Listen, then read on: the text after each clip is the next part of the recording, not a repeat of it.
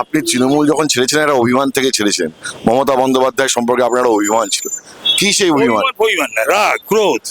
কি সেই রাগ? রাগ ক্রোধ মানে হচ্ছে উনি নিজেকে কি মনে করেন, যেটা মনে করেন সেটা তো নয় উনি। আর আমরা তো ওর সমবয়সী, তো সকলকে একটা ওর একটা ভাইকারিয়াস প্লেজার ফিল করে, সকলকে হিউমিলিয়েট করে।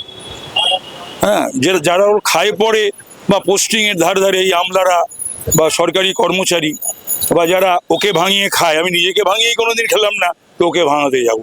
বা ওর খাম বা ওর নামে তোলা তুলে যার সংসার চলে, সেই সমস্ত অসম্মান বরদাস্ত করবে, আমি কেন করতে যাবো? তার মানে আপনি একটা অমর্যাদার কথা বলছেন, তৃণমূলে ছিল।